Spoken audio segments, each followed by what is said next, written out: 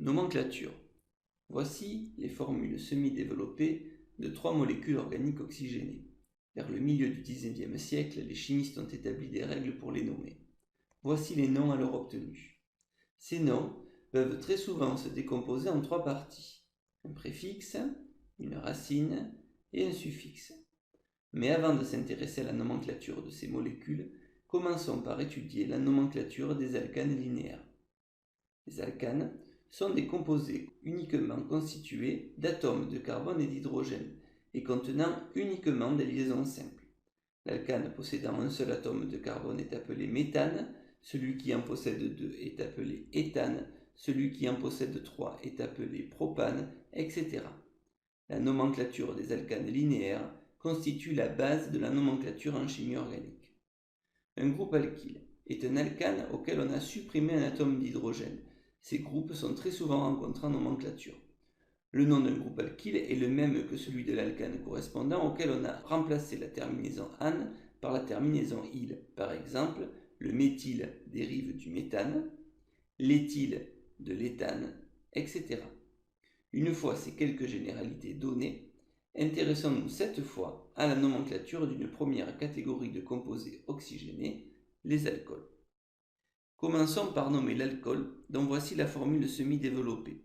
Nous allons pour cela procéder en 5 étapes, et nous verrons que la méthode sera généralisable. Étape 1. Rechercher la chaîne principale.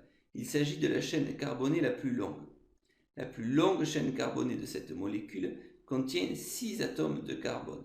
Attention, la chaîne principale n'est pas forcément une chaîne carbonée horizontale.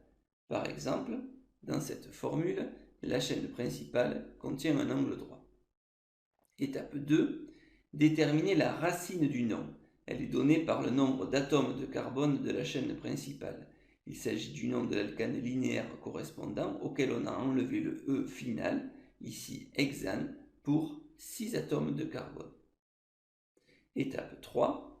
Repérer et nommer les groupes alkyles. On repère sur cette formule 2 groupes méthyle et un groupe éthyle. Étape 4. Numéroter la chaîne principale.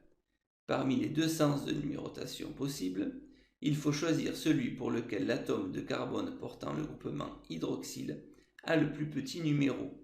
Si on numérote de la gauche vers la droite, il porte le numéro 4, alors que si on numérote de la droite vers la gauche, il porte le numéro 3.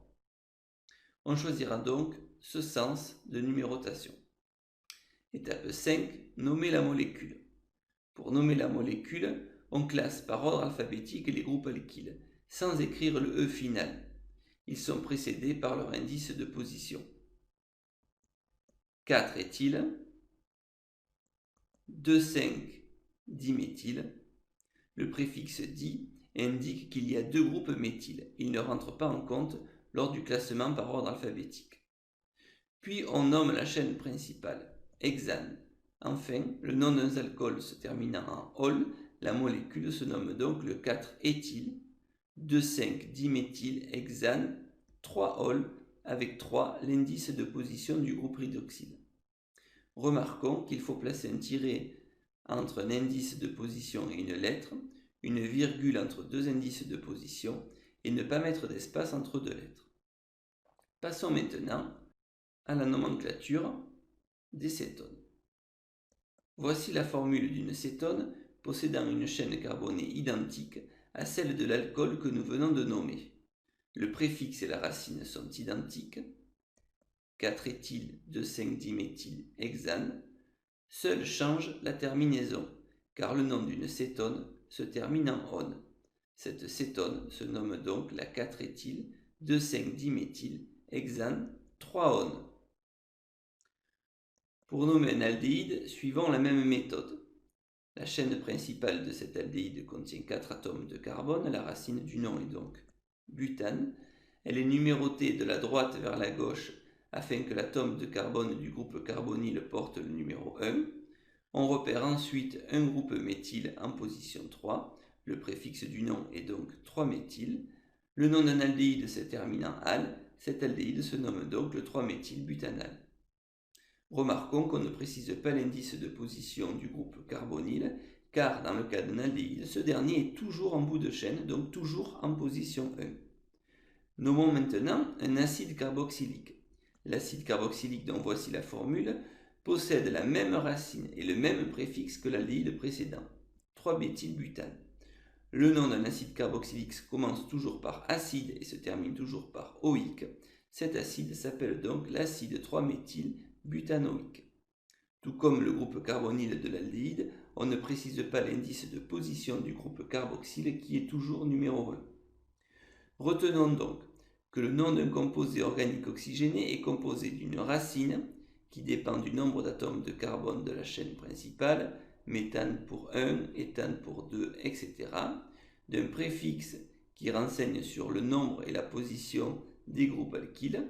Il ne faudra pas oublier de préciser l'indice de position de ces groupes ainsi que leur nombre avec les préfixes di, tri, etc.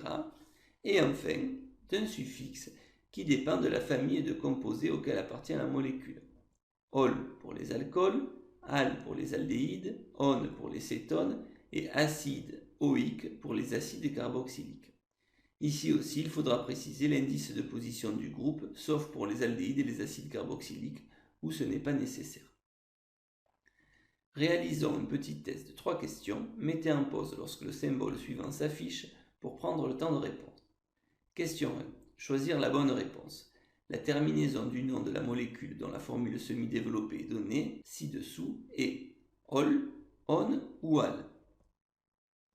Cette molécule appartient à la famille des cétones. Son nom se termine donc en on. La réponse juste est donc la réponse B. Question 2.